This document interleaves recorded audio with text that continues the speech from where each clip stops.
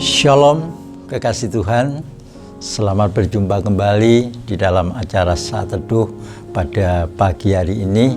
Mari kita tundukkan kepala untuk berdoa. Terima kasih Bapa, Engkau sudah memberkati, Engkau sudah melindungi kami. Perkenankanlah pada pagi hari ini kami merenungkan firman-Mu. Biarlah Roh Kudus akan berkarya dalam kehidupan kami, sehingga firman-Mu akan menjadi berkat bagi kehidupan kami bersama.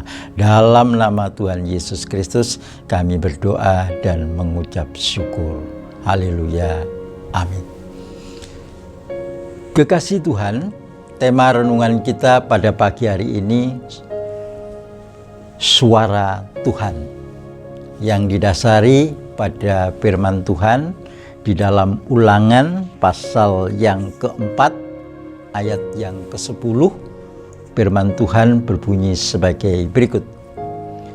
Yakni hari itu ketika engkau berdiri di hadapan Tuhan Allahmu di Horeb, waktu Tuhan berfirman kepadaku, suruhlah bangsa itu berkumpul kepadaku, maka aku akan memberi mereka mendengar segala perkataanku, sehingga mereka takut kepadaku selama mereka hidup di muka bumi, dan mengajarkan demikianlah kepada anak-anak mereka. Amin. Kekasih Tuhan, Tuhan rindu suaranya untuk didengar oleh umatnya. Karena lewat suaranya Tuhan akan mendidik, mengajar, menasihati umatnya, supaya umatnya hidup di dalam kebenaran. Tetapi yang menjadi persoalan bagi umat Tuhan pada saat sekarang ini, seringkali apa yang menjadi kerinduan Tuhan itu bertepuk sebelah tangan. Karena apa? Karena seringkali kita ini sibuk dengan kegiatan-kegiatan kita sendiri, sehingga kita tidak mau mendengarkan suara Tuhan. Seringkali kita mau mendengarkan suara hati kita sendiri. Kita tidak mau mendengarkan suara Tuhan. Tuhan ingin supaya setiap orang yang percaya kepadanya memiliki kepekaan hati untuk mendengarkan suaranya. Kepekaan hati untuk mendengarkan suaranya itu bukanlah suatu keterampilan, kekasih Tuhan, tetapi menekankan pada suatu keputusan dan kerinduan untuk mendekat kepadanya. Sekali lagi, kerinduan untuk mendekat kepadanya. Saya berikan suatu contoh Rasul Paulus. Rasul Paulus ini adalah seorang yang betul-betul peka terhadap suara Tuhan.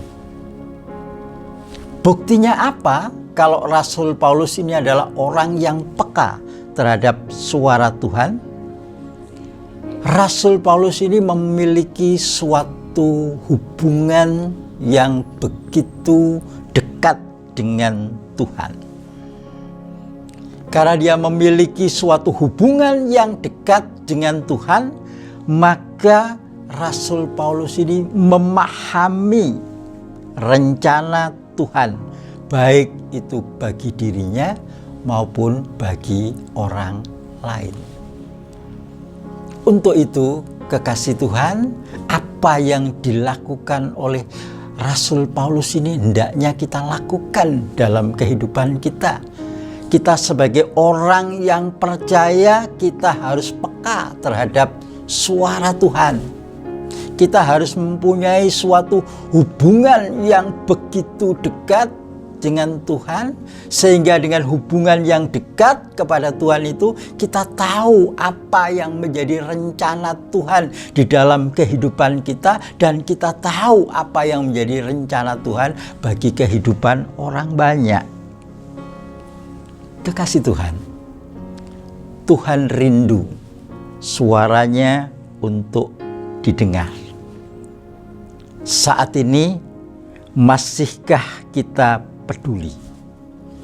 Masihkah kita peka terhadap suara Tuhan itu?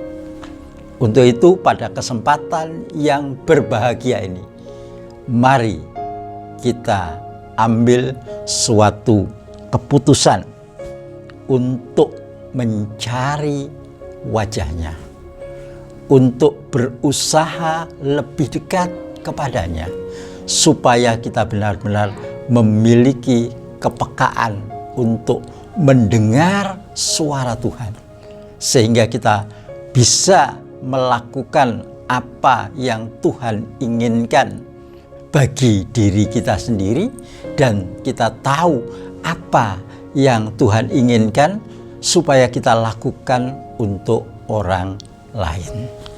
Kekasih Tuhan, inilah firman Tuhan yang begitu luar biasa. Tuhan ingin supaya kita punya kepekaan untuk mendengar suaranya, supaya kita menjadi berkat bagi orang lain. Amin. Mari kita tundukkan kepala untuk berdoa. Terima kasih Tuhan Yesus, buat kasih setiamu yang begitu luar biasa. Kami sebagai manusia seringkali tidak peka akan suaramu Tuhan. Tetapi firman pada pagi hari ini mengingatkan kepada kami, supaya kami peka untuk mendengarkan suaramu. Biarlah kami bisa melakukan apa yang menjadi kehendak Tuhan di dalam kehidupan kami pribadi, lepas pribadi, dan Tuhan mau pakai kehidupan kami ini sebagai alat kehadiran-Mu di tengah-tengah dunia ini. Terima kasih Yesus. Haleluya. Amin.